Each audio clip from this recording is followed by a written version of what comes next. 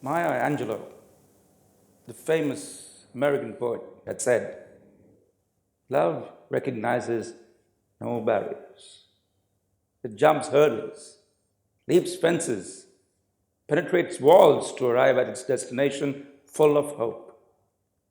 If not today, then someday it will come to you." So, once upon a time.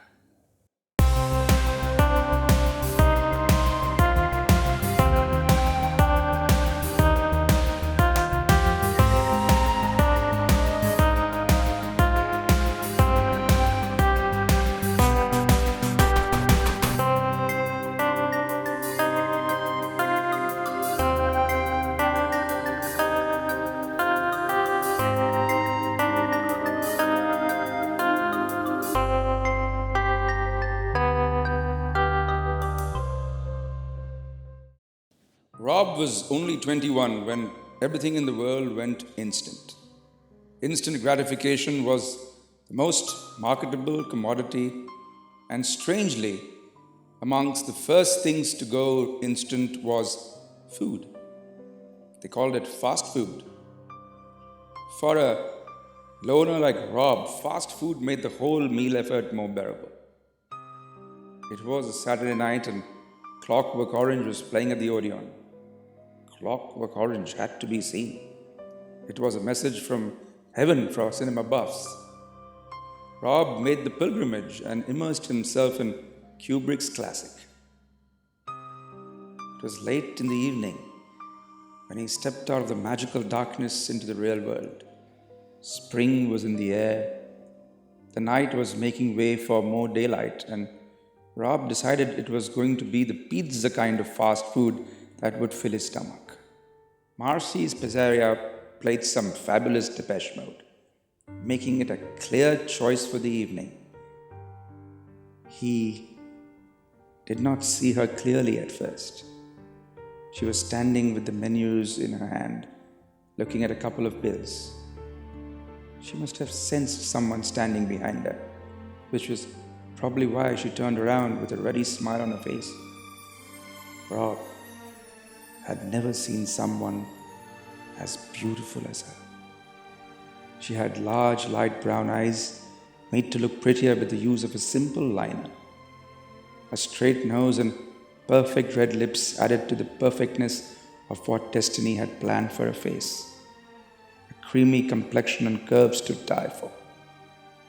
Rob wondered if she was the advertisement for the Pizzeria. He stared at her like a teenager who had just discovered the opposite sex. Clockwork Orange had obviously stopped taking.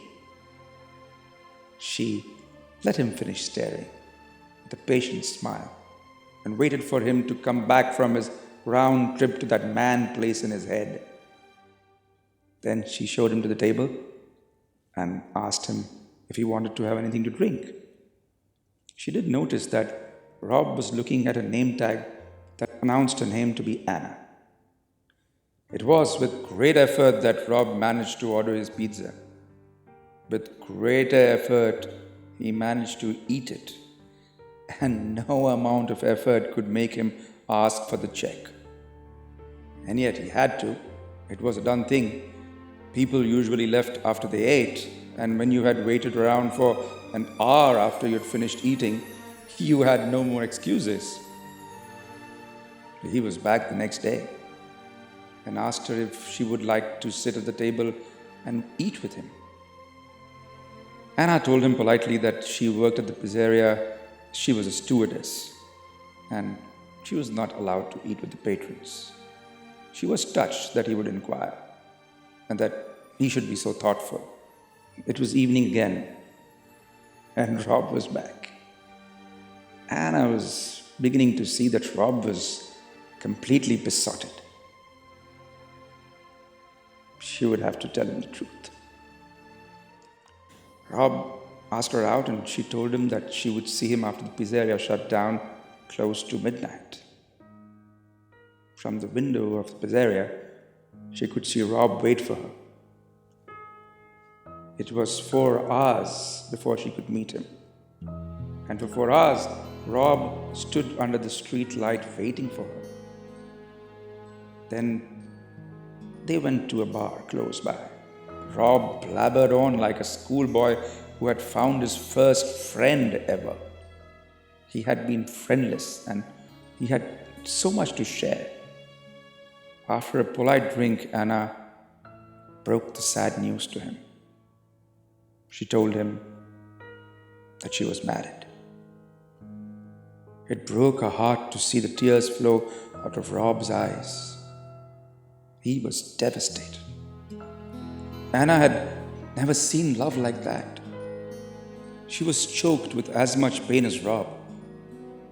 They sat together in silence. Then Rob took a serviette and scribbled his phone number on it and looked at her sadly. If you should ever be alone, ever need a shoulder, ever need a friend, and more than ever, if you should ever need someone to take care of you the way you deserve to be taken care of, would you call me? Anna smiled. And how do I deserve to be taken care of? Rob looked deep into her eyes and whispered, in the way that should a man allow even a hint of sadness to cross those eyes, he should be cursed to lose you forever. Anna couldn't say anymore.